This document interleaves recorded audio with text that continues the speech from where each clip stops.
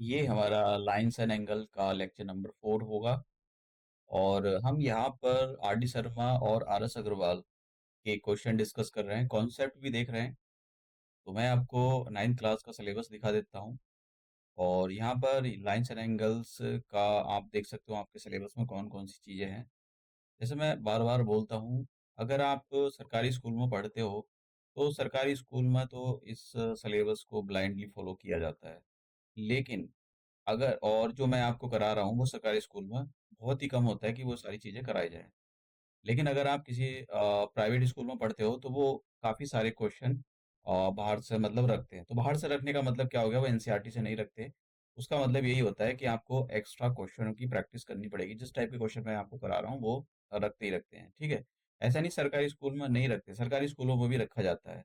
लेकिन उसमें हाँ, कमी होता है लेकिन कम होता है। तो ये हम क्वेश्चन डिस्कस करेंगे आज।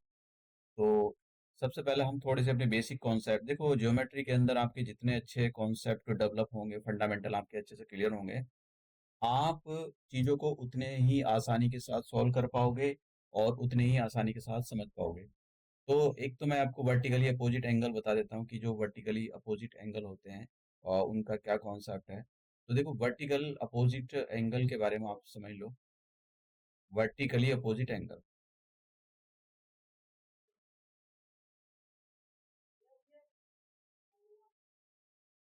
वर्टिकल अपोजिट एंगल्स ऐसे लगा दो या फिर आप ऐसे भी लिख सकते हो। ये ठीक है, कैसे भी आप लिख दो। तो वर्टिकल अपोजिट एंगल हमेशा एक्स बनाते हैं। जैसे ये एंगल 1 हो गया और ये एंगल 2 हो गया, तो एंगल 1 और ये एंगल 2, तो ये कैसे हैं? एंगल 1 और एंगल 2 वर्टिकल अपोजिट एंगल है। एंगल 1 एंगल 2 के इक्वल है, एक्स बनाना चाहिए, ठीक है? तो वर्टिकल अपोजिट लिखेंगे हम यहाँ पर, वर्टिकली अपोजिट या वर्टिकल अपोजिट एंगल। ठीक है, ऐसा नहीं कि भाई आपका वो उसको मार्क्स कर जाएंगे। वर्टिकल अपोजिट एंगल्स, ये आप शॉर्ट फॉर्म यूज कर सकते हो। ऐसे ही अगर आप यहाँ देखो तो एक एंगल ये और एक एंगल ये, इनको भी हम वर्टिकल अपोजिट बोलेंगे। अगर मैं इसको एंगल 3 बोलूँ और इसको एंगल 4 बोलूँ, तो एंगल 3 इक्वल टू एंगल 4, तो इसको भी हम क्या बोलते हैं? Vertical opposite angles. ये बहुत काम की चीज़ है, आपको इसको समझना चाहिए, इग्नोर नहीं कर सकते हो। वर्टिकली अपोजिट एंगल्स बहुत ज़्यादा यूज होते हैं, भर भर कर यूज होते हैं। एक तो हमने ये कॉन्सेप्ट मतलब इस पे कॉन्सेप्ट पे क्वेश्चन करने हैं।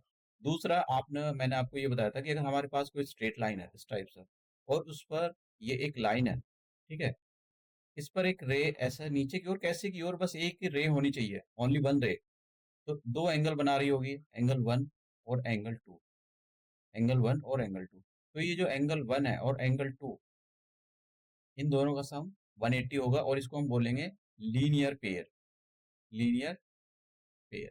तो लीनियर पेयर केवल दो ही एंगल्स के लिए अप्लाई होता है। कभी आप सोच रहे हो कि लीनियर पेयर तीन एंगल के लिए अप्लाई, तीन एंगल के लिए लीनियर पेयर नहीं बोला जाता है। अगर हमारे पास ऐसे एक स्ट्रेट लाइन है, उसके लिए अलग कॉन्सेप्ट। मान लो एक स्ट्रेट लाइन है, उस पर इस टाइप से एक एंगल रेज कर रहा है और एक यहाँ पर रेज कर रहा है और एक ये रे ऐसा एक्सटेंड कर रही है, तो यहाँ पर कितने एंगल बन गए? एंगल 1 और ये एंगल 2 और ये यहाँ पर एंगल 3 और ये एंगल 4। तो इन सब का सम एंगल 1,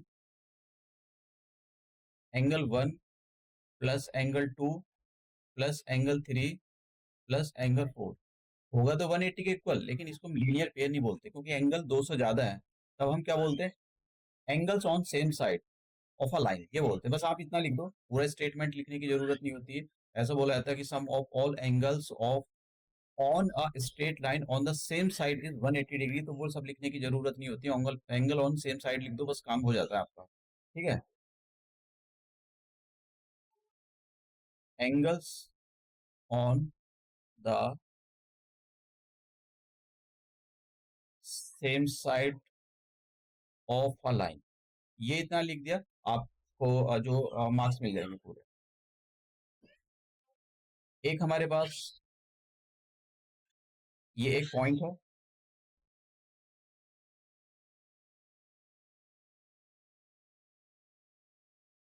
तो हम यहाँ पर जो प्रॉपर्टी अप्लाई करेंगे वो एंगल ऑन सेम साइड वाली प्रॉपर्टी अप्लाई करेंगे। तो सेकंड, तो यहाँ पर एक हमारा पॉइंट हो गया, इसको आप कोई भी पॉइंट दे सकते हो, पी जो भी कुछ है। इस पर एक रे नीचे की ओर एक्सटेंड कर रही है, एक इधर जा रही है, एक इधर जा रही है और एक इधर जा रही है। और एक मतलब आप ये बोलो कि एक पॉइंट के अराउंड बहुत सारे एंगल फॉर्म हो रहे हैं, ठीक है? तो एंगल हम इसको 1 दे देते हैं और इसको एंगल 2 दे देते हैं और यहाँ पर एंगल 3 और ये यहाँ पर एंगल 4 और ये एंगल 5। तो ये जितने भी एंगल होंगे, कौन से angle? Angle 1 plus angle 2 plus angle 3 plus angle 4 plus angle 5, इन सभी का एंगल का सम कितना हो जाएगा? 360। और प्रॉपर्टी का नाम क्या है? Angles around a point. ठीक है, बस ये लिख दो, ये पूरा लिखने की जरूरत नहीं। Sum of all angles around a point is 360। ठीक है, एंगल्स अराउंड अ पॉइंट लिख दो, बस आपका काम हो जाएगा, आपको ज्यादा पूरी प्रॉपर्टी का नाम नहीं लिखना है। अब हम ये क्वेश्चन सॉल्व करते हैं। तो देखो आपको मतलब क्वेश्चन को जो है अच्छे से स्टडी करना चाहिए, तभी आप कर पाओगे, अदरवाइज कहीं ना कहीं क्वेश्चन गलत हो जाएगा। तो अब अगर आप यहाँ पर देखो तो एक्स वाई और टी की हमको वैल्यू निकालनी है। हमने क्वेश्चन पूरा नहीं रीड किया है, तब कोई भी दिक्कत नहीं है, बस आपको ये डायग्राम अच्छे से आना चाहिए। तो देखो इसमें काफी सारी चीजें ऐसी होंगी जो वर्टिकल अपोजिट से सॉल्व हो जाएंगी। बस आप कैसे उसको देख रहे हो, ये आपके देखने पर डिपेंड करता है। अगर आप उसको अच्छे से समझ पाए तो आप इस क्वेश्चन को कर पाओगे। अगर नहीं तो फिर तो ये आपको ऐसा लगेगा कि ये पता नहीं क्या चल रहा है क्या नहीं है, ये कोई ये तो बहुत ही दिक्कत आ गई। ठीक है, अब देखो अपने अपने ऊपर तरीका है। अब मैं आपको जरा एक लाइन, स्ट्रेट लाइन मैं ड्रॉ करके दिखाता हूँ। मैं जब भी सॉल्व करता हूँ तो मैं कोशिश करता हूँ आपको जो भी डायग्राम है उसको डिकोड करूँ अच्छे से, उसको समझाऊं आपको कि कैसे क्वेश्चनों को सॉल्व किया जाता है। तो मैं यहाँ पर ये एक स्ट्रेट लाइन है, कौन सी स्ट्रेट लाइन ड्रॉ की है मैंने यहाँ पर? मैं और काफी सारी चीजों को यहाँ पर ड्रॉ नहीं करूंगा, बेस जो मेरे काम की चीज है उन्हीं को ड्रॉ करूंगा। मैंने ए और बी एक जो लाइन है उसको ड्रॉ, ए बी जिस पर जो पॉइंट है उसको ड्रॉ कर लिया। इस लाइन को मतलब ये वाली जो लाइन आप देख रहे हो मेरे सामने, इसको मैंने ड्रॉ किया। और इस पर मैंने ये वाली जो रे है इसको मैंने ऐसे, और ये जो रे है इन दो को बना लिया। ठीक है, तो एक तो मेरे पास ऐसा आ रही थी, और ये जो एंगल है यहाँ पर ये कितना बना रही थी? एक्स डिग्री का, मैं डिग्री नहीं लिख रहा हूँ। और एक रे ऐसा आ रही है, और यहाँ पर ये जो एंगल बना रही है वो कितना बना रही है? 50 डिग्री बना रही है, और एक जो है यहाँ पर 90 डिग्री का एंगल फॉर्म कर रही है। ठीक है, तो अब देखो कौन सा कॉन्सेप्ट लगाएंगे। एक स्ट्रेट लाइन है, उस पर एक रे ये, एक रे ये जा रही है, और इस पर सभी का सम कितना हो जाएगा? 180 डिग्री। तो क्या मैं यहाँ पर x प्लस 50 प्लस, देखो आप ये एग्जाम में छोटे छोटे डायग्राम तोड़कर क्वेश्चन को सॉल्व कर सकते हो। आप समझ, एग्जामर समझ जाएगा। कभी आप सोच रहे हो कि एग्जामर को कैसा पता लगेगा? वो मैथमेटिक्स का टीचर है, उसको पता होता है कि आप क्या करना चाह रहे हो। तो इसलिए ये ऐसे क्वेश्चन करोगे, ऐसे डायग्राम बनाओगे, लेकिन बच्चे ना वो रटने में लगे रहते हैं, तो उनको बस रट वट कर पास ही होते हैं। तो इसलिए उनके बेसिक जो कॉन्सेप्ट है वो डेवलप नहीं हो पाते हैं, बेसिक फंडामेंटल में प्रॉब्लम होती है, क्योंकि वो रटने पर ध्यान देते हैं। ठीक है, अब देखो मैं क्या करता हूँ, यहाँ पर इन दोनों को प्लस कर लेता हूँ। तो ये कितना हो जाएगा? यहाँ पर 140 आ गया इक्वल टू 180। ये 140 को मैं ट्रांसपोज करके राइट हैंड साइड ले जाता हूँ और इधर माइनस का कर देता हूँ। तो 180 माइनस 140, तो एक्स की वैल्यू हमारे पास कितनी आ गई? एक्स की वैल्यू आ गई हमारे पास 40, यानी 40 डिग्री हमारे पास आ गई। तो देखिए हमने ये वैल्यू निकाल ली है, ये देखिए ये वैल्यू हमने कैलकुलेट कर ली, और ये कितनी आई हमारी? 40 डिग्री। आप समझ रहे हो? अब देखिए मैंने यहाँ पर मतलब वर्टिकल अपोजिट एंगल को भी नहीं लगाऊंगा, स्ट्रेट लाइन से ही मैं काफी सारे एंगल, आपके मतलब सारे एंगल हो सकते हैं, सारे एंगल ही निकाल कर दिखा दूं। तो अब जरा यहाँ ध्यान देना। देखिए अब मैं यहाँ पर एक ये वाली जो सी डी लाइन है इसको मैं आपको बना कर दिखाता हूँ। तो सी डी लाइन मैंने यहाँ पर एक ड्रॉ कर ली है, ये सी दे दिया और यहाँ पर डी दे दिया। इस पर नीचे की ओर एक तो ये, ठीक है, ये वाली जो ए है, एक तो ये मैंने ये ड्रॉ कर दी, और एक ये मैंने यहाँ पर एफ। तो ये जो है ये आपका टी बना हुआ है, और ये एक्स है, और इसकी वैल्यू कितनी है? 40, ये जो हमने ऊपर निकाली है। और ये कितना है? ये 50 है। आप समझ रहे हो? तो मैंने ये वाली स्ट्रेट लाइन ड्रॉ करके ये कर लिया है। अब फिर से सेम सेम चीज लगाऊंगा कि एक स्ट्रेट लाइन पर एक साइड जितने भी एंगल्स बनते हैं उन सब का सम 180 डिग्री के इक्वल होता है। ठीक है, तो मैं क्या करूंगा यहाँ पर? टी प्लस ये जो एक्स था plus 50 equal to 180 degree. X की, और एंगल ऑन द प्रॉपर्टी का क्या नाम लिखोगे? Angles on same side of a line, ये वाली प्रॉपर्टी का नाम लिखना है आपको। तो यहाँ पर अब देखिए टी की वैल्यू हम निकाल लेंगे, एक्स की वैल्यू हमारे पास कितनी निकाली ऊपर 40 रख देता हूँ मैं यहाँ पर, और इक्वल टू 180 डिग्री। तो यहाँ से टी की वैल्यू कितनी आ जाएगी, देखो ये दोनों 90 हो गए, तो इसको 90 को राइट हैंड साइड ले जाओ, ये माइनस का हो जाएगा, तो 180 में से आप 90 माइनस करोगे तो कितना आ जाएगा, ये आ जाएगा 90। तो हमने देखिए टी की वैल्यू भी निकाल ली है। अब देखिए हमने ये जो टी की वैल्यू है ये भी निकाल ली, तो ये हमारे पास टी की वैल्यू कितनी आ गई यहाँ पर, 90 डिग्री हमारे पास टी की वैल्यू आ चुकी है। अब हमारे पास कौन कौन सी वैल्यू रह चुकी है, हमारे पास वैल्यू रह चुकी है वाई और जेड की। तो वाई और जेड भी निकाल लेते हैं, ठीक है। अब देखो यहाँ पर जेड कैसे निकालेंगे, जरा ध्यान से समझना, मैं जेड निकालने के लिए जा रहा हूँ, वर्टिकल अपोजिट एंगल का मैं कॉन्सेप्ट यूज करूंगा यहाँ पर। तो वर्टिकल अपोजिट के लिए मैं बोलता हूँ एक्स बनना चाहिए, तो देखो एक मैं ये वाली ये वाली लाइन ड्रॉ करूंगा, ई एफ वाली और सी डी वाली। तो मैंने यहाँ पर एक ई ये जो लाइन है ई एफ वाली लाइन को ड्रॉ किया है, और एक लाइन मैंने सी डी वाली लाइन को मैंने यहाँ पर ड्रॉ कर लिया है, ठीक है। आप जितना भी क्वेश्चन को डी कोड करोगे, देखो मैं आपको एक और चीज बताता हूँ, मुझे तो नहीं पता कि आप मतलब अपनी लाइफ में क्या बनना चाहते हो, जो जिनको लाइफ में आगे बहुत अच्छे इंस्टीट्यूशन में काम करना होता है, वर्ल्ड बैंक, तो वो क्या काम करते हैं, आईआईटी जैसे बड़े इंस्टीट्यूशन में इनरोल कराएंगे। और मतलब इनरोल कराने का मतलब ये नहीं कि जाके एडमिशन हो जाएगा, एग्जाम निकालना पड़ता है, और जरूरी नहीं कि आप आईआईटी से जाओ, वो आईएम्स के अंदर से पढ़ के जाते हैं, फिर पीएचडी और फिर बहुत आगे तक अपनी कंटिन्यू पढ़ाई को कंटिन्यू करते हैं, तो कैट का एग्जाम देना पड़ता है, जीमेट का देना पड़ता है। तो जब आप एग्जाम देते हो तो सब ये बेसिक फंडामेंटल आपसे पूछे जाते हैं। तो बच्चे को यही क्लियर नहीं होते, तो फिर वो कैसे जीमेट या बड़े इंस्टीट्यूशन का और इवन सरकारी जो जॉब होती है, जैसे एसएससी हो गया, बैंक हो गया, और बड़े से पुलिस वाले हो गए, ये इस टाइप की जो पोस्ट निकलती रहती है, उसमें भी ये बेसिक कॉन्सेप्ट पूछे जाते हैं। तो अगर आपको वो बेसिक कॉन्सेप्ट ही नहीं है, तो फिर आप कैसे आगे चल के ये मतलब इन एग्जाम में, इवन छोटा एग्जाम भी आप नहीं निकाल पाते हो, इवन आप बड़ी जो कंपनी है उसमें जब आप बैठते हो तो मतलब जॉब के लिए, तो उसमें भी रिटर्न देना पड़ता है, ठीक है। जो टीसीएस जैसे बड़ी कंपनी होती है वहां भी रिटर्न देना पड़ता है, तो इन रिटर्न का आपको ये सब पूछा जाता है फंडामेंटल, तो आपके फंडामेंटल क्लियर ही नहीं होंगे, तो फिर आप सड़ी हुई कंपनी में काम करोगे, सड़ा हुआ सैलरी पैकेज मिलेगा, तो फिर आप लाइफ को दोष दोगे नहीं, वो तो सबके ऊपर अपना डिपेंड करता है, कुछ लोग अपनी बेसिक सी सैलरी में खुश रहते हैं, खुश होने के ऊपर डिपेंड है, लेकिन मैं एक जनरल से बात बता रहा हूँ आपको। तो मैंने यहाँ पर ये जो मैंने लाइन ई और एफ ड्रॉ कर ली और एक सी डी ड्रॉ की, तो आप जरा इसको ध्यान से देखो, ये जो और ये वाली जो लाइन थी ई एफ और सी डी थी, इसके बीच में एंगल कौन सा बन रहा है, जेड, इधर की साइड में ये जेड बन रहा है, ठीक है। और यहाँ पर देखो ये जो लाइन है, ये वाली लाइन, ये जो सीधी गई है और ये जो गई है, तो यहाँ पर कौन सा एंगल बनना है, 50, बस हो गया, वर्टिकल अपोजिट एंगल से निकल गया। तो एंगल ये जो जेड है, जेड की वैल्यू कितनी आ गई, 50, और रीजन में क्या लिखोगे, वर्टिकल अपोजिट एंगल। आप समझ रहे हो। तो ये जितने से आप अच्छे से क्वेश्चन के कॉन्सेप्ट वर्टिकल अपोजिट और ऐसा साइन लगाकर एल को थोड़ा टेढ़ा करके इसके अंदर एस लिख दिया जाता है, वर्टिकल अपोजिट एंगल, आप लिख भी सकते हो इसको पूरा स्टेटमेंट इंग्लिश में। तो देखिए मैंने जेड भी निकाला, अब मैं वाई निकालता हूँ, तो वाई के लिए भी आप जो है वर्टिकल अपोजिट एंगल से क्वेश्चन को सॉल्व कर सकते हो। अब मैं वाई निकालने के लिए जा रहा हूँ, तो वाई के लिए मैं यहाँ पर एक दूसरा पेन ले लेता हूँ जिससे आपको समझ में आए।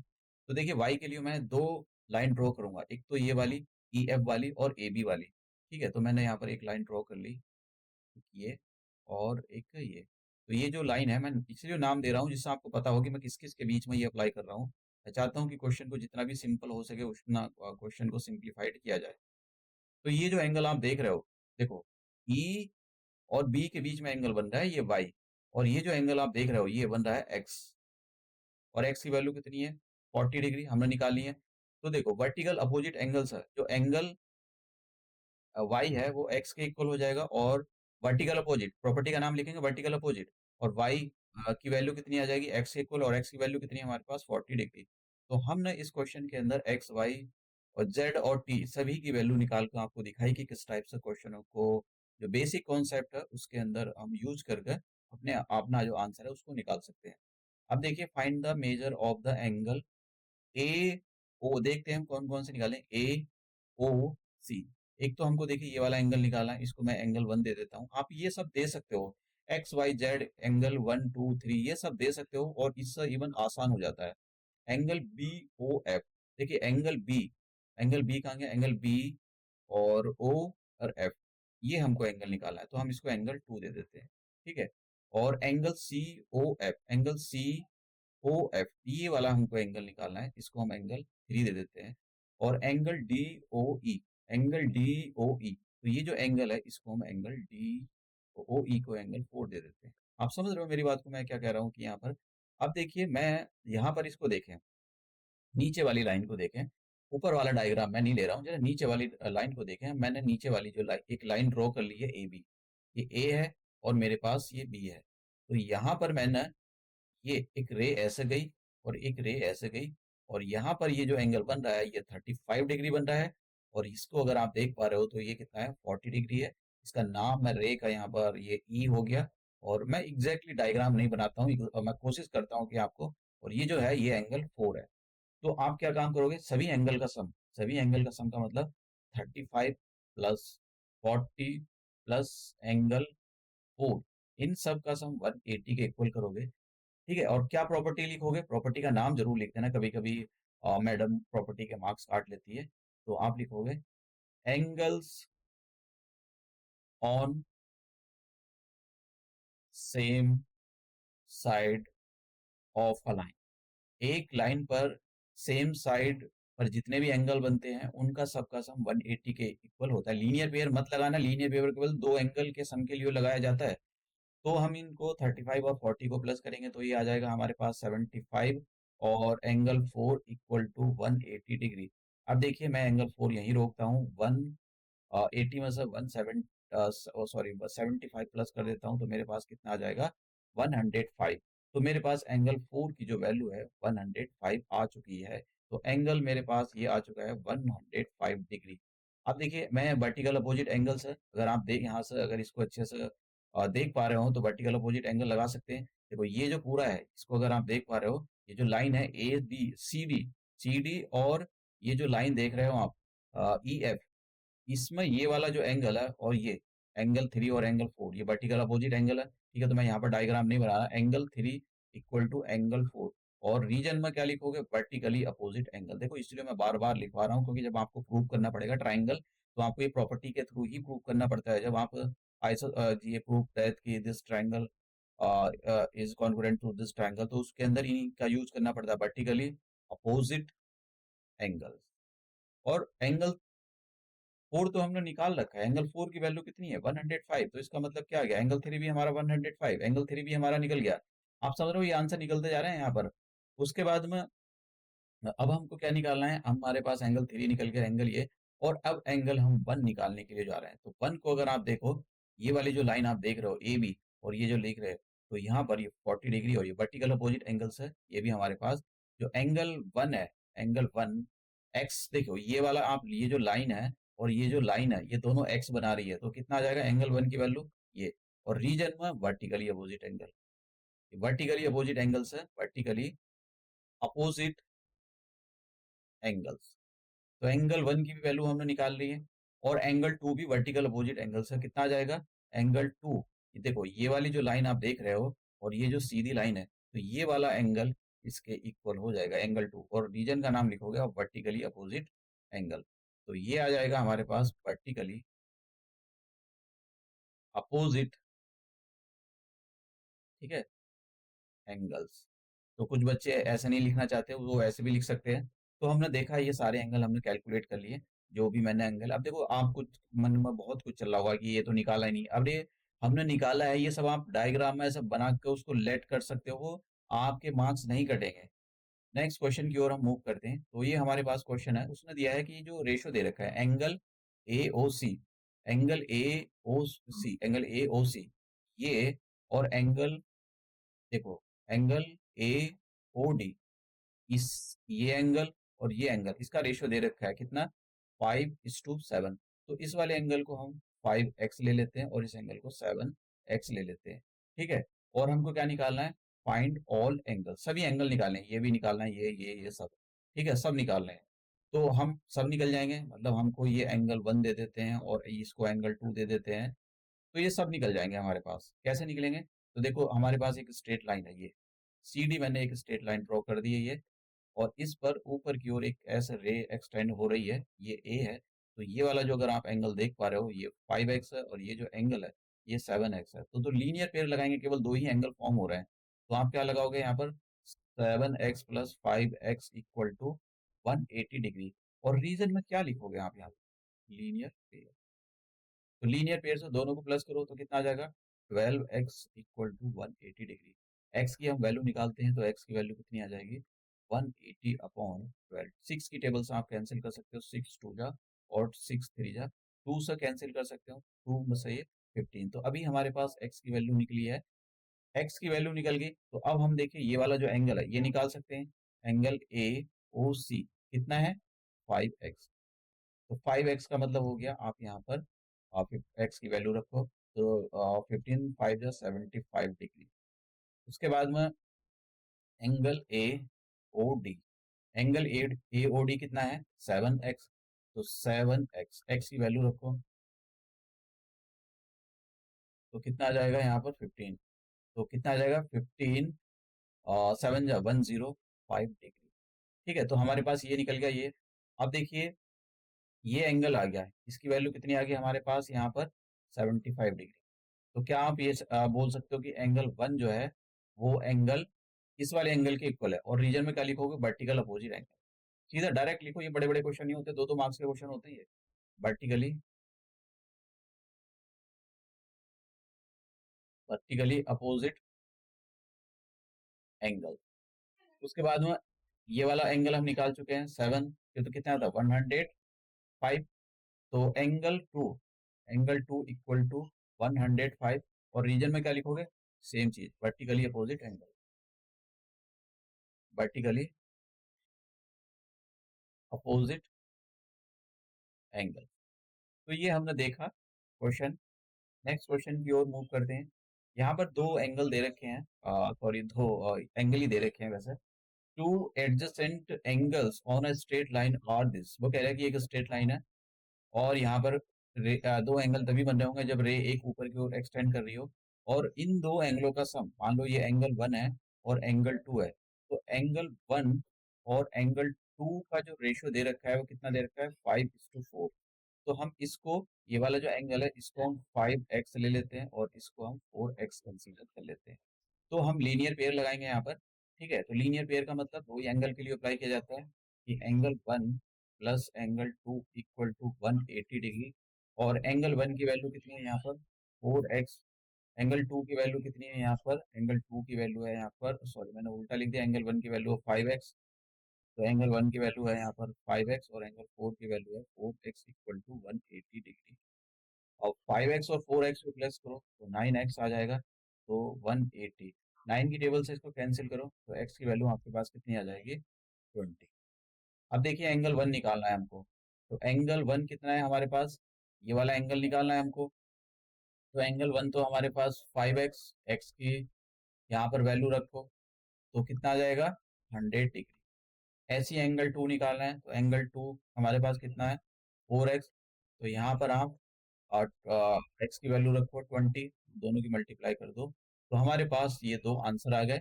नेक्स्ट क्वेश्चन की ओर मूव करते हैं। नेक्स्ट क्वेश्चन हमारे पास ये, देखो मैंने आपको कॉम्प्लीमेंट और सप्लीमेंट वाले क्वेश्चन बताए थे। कॉम्प्लीमेंट और सप्लीमेंट क्वेश्चन में ज़्यादा मुश्किल क्वेश्चन नहीं होते। अगर दो एंगल का सम, मान लो हमारे पास एक एंगल दे रखा है लेट्स से 40 डिग्री और एक हमारे पास दे रखा है 50, अगर इन दोनों को सम करोगे तो कितना आ जाएगा 90। तो हम इन दोनों एंगलों को बोलेंगे कि जो 40 और 50 डिग्री है ये एक दूसरे के कैसे हैं, एक दूसरे के कॉम्प्लीमेंट है। ठीक है, तो ये कॉम्प्लीमेंट का कॉन्सेप्ट था। अब मैं यहाँ पर यहाँ पर क्वेश्चन को रीड करता हूँ और फिर सॉल्व करते हैं। Find the measure of an angle which is 36 more than 36 more than its complement. तो जब भी इस टाइप का क्वेश्चन आता है तो आपको उसको पहले लेट कर लेना है, लेट एंगल, लेट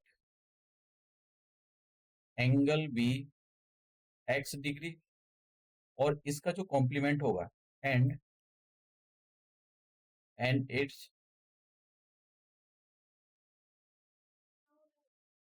कॉम्प्लीमेंट कैसे निकालेंगे, 90 में से आप एक्स को माइनस कर दो तभी तो निकालोगे। अगर आपके पास एक एंगल आपके पास दे रखा है लेट से 20 डिग्री, अब इसका आपको कॉम्प्लीमेंट निकालना है, तो कॉम्प्लीमेंट मतलब इसका दूसरा एंगल निकालना है, तो कॉम्प्लीमेंट निकालने के लिए 90 में से 20 माइनस कर दो तो कितना आ गया 70, आ गया आंसर। तो ऐसे ही बस यहाँ पर क्या दे रखा था, यहाँ पर उसने वेरिएबल की फॉर्म दे रखी है। ठीक है, तो अब हम क्या बोला है यहाँ पर, इसको पढ़ने की जरूरत है। उसने बोला है कि find the measure of an angle which is ये जो एक्स है वो क्या है, which is 36 degree more than its complement, मतलब ये जो है ये वाला ये ज्यादा है। ठीक है, तो आप इसको ऐसा कर सकते हो, दो तरीके बताऊंगा। मोर देन बोला है तो आप करोगे 30 प्लस, और इसको कर दोगे यहाँ पर, और जो भी है 90 - एक्स, एक तरीका तो ये, ठीक है, दोनों से सेम आंसर आता है। दूसरा तरीका, उसने जो भी एंगल दे रखा हो, मतलब जो भी एंगल बड़ा होगा, find the measure of an angle which is 36 degree, मतलब ये जो एक्स है ये बड़ा है, तो इसको पहले लिखो, माइनस का साइन लगाओ, और इसका जो कॉम्प्लीमेंट है उसको लिख डालो, 90 - एक्स इक्वल टू 180, सॉरी, इसको इक्वल किसके करना है, 36 के। तो एक ये तरीका है, जैसा आप चाहो चाहो वैसे कर हो सकता है, आंसर सेम आएगा। तो मैं यहाँ पर माइनस के अंदर मल्टीप्लाई कर देता हूँ, तो ये आ जाएगा, प्लस आ गया, और यहाँ पर 36, इसको एक्स प्लस एक्स कितना हो जाएगा, 2x, और ये जो 90 है इसको मैं इधर ले जाऊंगा, तो इधर कैसा हो जाएगा, ये प्लस का हो जाएगा। तो प्लस करते हैं 6, और 6, सॉरी 9 प्लस ये 12 हो जाएगा। तो यहाँ से x की वैल्यू निकाल लेते हैं, तो कितना आ गया, x इक्वल टू 663। तो हमारे पास ये मेजर निकाला था, अगर हमको इसका कॉम्प्लीमेंट भी निकालना हो तो आराम के साथ निकाल सकते हैं। तो कॉम्प्लीमेंट्री एंगल इक्वल टू कैसे करते हैं, 90 - 63, ऐसे निकल जाता, तो कितना आ जाएगा, 7, जरूर पूछा नहीं है लेकिन आप निकाल सकते हो, तो यहाँ पर 27 डिग्री। ठीक है, तो ये हमारे पास जो है क्वेश्चन। अब हम दूसरा क्वेश्चन देखते हैं, find the measure of an angle which is 30 degree less than it's supplement. तो सप्लीमेंट दो एंगल ऐसे होते हैं जिनका सम 180 डिग्री हो। जैसे देखिए, मैंने एक से एक एंगल लिया, यहाँ पर 110, और दूसरा एंगल लिया है मैंने 70।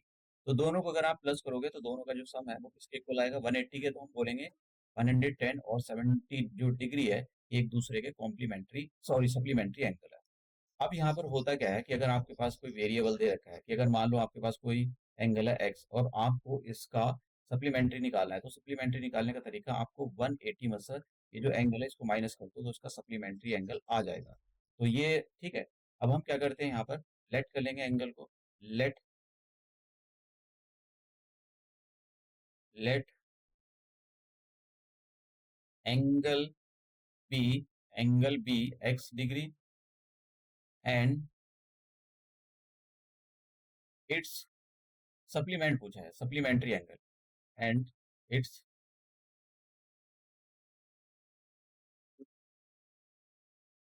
सप्लीमेंट्री एंगल बी, वो तो सप्लीमेंट्री एंगल कितना हो जाएगा, 180 - x डिग्री। अब हम उसने बोला है, जो क्वेश्चन में बोला है उसको करते हैं, find the measure of angle which is 30 less, मतलब ये वाला जो एंगल है, आप दो तरीके से कर सकते हो कि ये एंगल कैसा है, इसको एक्स को इक्वल करो, ये कैसा है, 30 डिग्री लेस है, किससे, इससे लेस है। तो आप क्या काम करोगे, 180 - एक्स लगाओगे, और इसमें से -30। एक तो ये तरीका हो गया यहाँ से सॉल्व करके, या फिर एक काम करो, find the measure of an angle which is 30 degree less, मतलब ये वाला जो एंगल आप देख रहे हो यहाँ पर, ये वाला एक्स, एक्स जो है वो कैसा है, छोटा है, तो फिर बड़ा कौन सा होगा, ये। और ये तरीका याद रखो, अगर ये छोटा है तो इसका मतलब 180 - एक्स बड़ा होगा, तो बड़े वाले को पहले लिख दो, 180 - एक्स, माइनस का साइन लगाना होता है, और छोटा वाला एंगल लिख दो, और किसके इक्वल करना है आपको, 30 डिग्री के। ठीक है, बस सॉल्व कर लो। तो 180 माइनस एक्स इक्वल टू 30। तो 180 माइनस एक्स कितना हो जाएगा, माइनस का 2x इक्वल टू 30। अब हम क्या करेंगे, ये जो माइनस का 2x है इसको इधर ट्रांसपोज कर देंगे, और ये जो 30 है ये इधर आ जाएगा, ये इधर आने के बाद माइनस का हो जाएगा। तो 180 - 30 इक्वल टू 2x। 180 में से आप 30 करो, माइनस करोगे तो कितना आ जाएगा, 150 इक्वल टू 2x। आप आमने सामने कट कर लो, तो 2 की टेबल से कितने टाइम जाएगा, देखो ये आपको अच्छे से आना चाहिए कट करना, वरना तो फिर गड़बड़ हो जाएगा। तो ये 75, तो एक्स की वैल्यू हमारे पास यहाँ पर कितनी आ गई, 75। तो वो यही पूछ रहा था कि हमको, आप इसका कॉम्प्ली सप्लीमेंट्री भी निकाल सकते हो, सप्लीमेंट्री निकालने के लिए पूछा नहीं है लेकिन आप निकाल सकते हो, 180 में से आपको 75 को माइनस कर देना है, तो 105 डिग्री आपके पास इसका सप्लीमेंट्री भी एंगल आ जाएगा।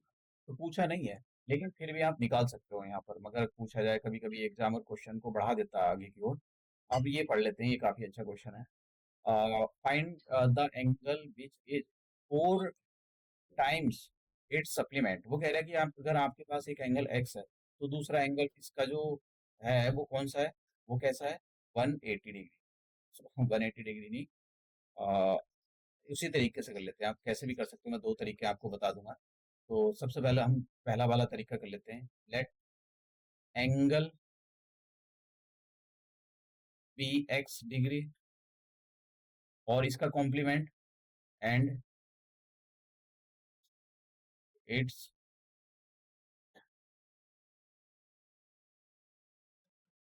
Complement be 90 - x. ठीक है, अब समझते हैं क्या कह रहा है। अब ये कह रहा है find the angle which is, ये वाला जो एंगल है एक्स, ये क्या है, 4 टाइम्स। 4 टाइम्स का मतलब 4 से मल्टीप्लाई करना है किसको, इट्स कॉम्प्लीमेंट। तो इसका कॉम्प्लीमेंट तो ये है, तो 90 - एक्स। अब मल्टीप्लाई करते हैं, तो यहाँ मल्टीप्लाई करेंगे तो कितना आ जाएगा, 360, और ये आ जाएगा 4x। ये जो माइनस का 4x है, इसको लेफ्ट हैंड साइड ले जाओ, और लेफ्ट हैंड साइड आने के बाद ये कैसा हो जाएगा, प्लस का हो जाएगा। तो ये आ जाएगा x + 4x = तो यहाँ पर दोनों को प्लस कर लो, तो कितना आ जाएगा, 1x + 4x कितना आ जाएगा, 5x = 360।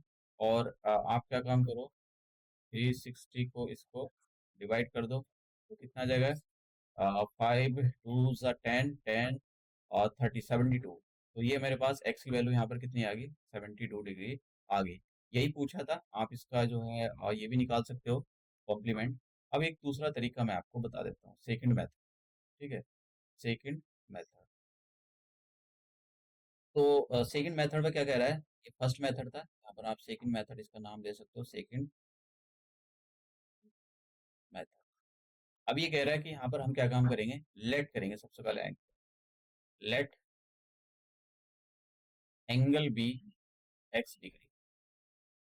और वो कह रहा है इसका जो सप्लीमेंट है वो कैसा है, इसका सप्लीमेंट है 4x। इसका जो सप्लीमेंट है, एंड यहाँ पर कह रहा है 4 times it supplement.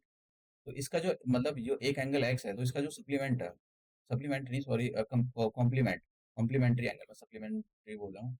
Late angle be x and it's complementary angle, comple complementary angle, जो कॉम्प्लीमेंट्री एंगल है वो कितना हो जाएगा, 4x हो जाएगा। समझ लो, एक एंगल एक्स है, दूसरा इसका जो एंगल है, उसने बोला है 4 टाइम्स है इसका जो एंगल होगा, उसका जो कॉम्प्लीमेंट्री एंगल होगा वो अपने एंगल का 4 टाइम्स होगा। और हमको बताया कि कॉम्प्लीमेंट दो एंगल कॉम्प्लीमेंट कब होते हैं, जब उन दोनों का सम इसके इक्वल हो जाए, 90 के। इसका मतलब एक्स प्लस ये जो यहाँ पर है, तो ये कितना आ जाएगा आपके पास, 190 नहीं, शायद कुछ गलत हो गया यहाँ पर, 190 के इक्वल नहीं आएगा। नहीं, हाँ गलत हुआ है, ये नहीं, इसी से नहीं कर सकते। और एक सेकंड, नहीं कर सकते इससे। और एक सेकंड देखने दो खुद को, कर सकते हैं क्या, let angle be x and its complement, अगर हम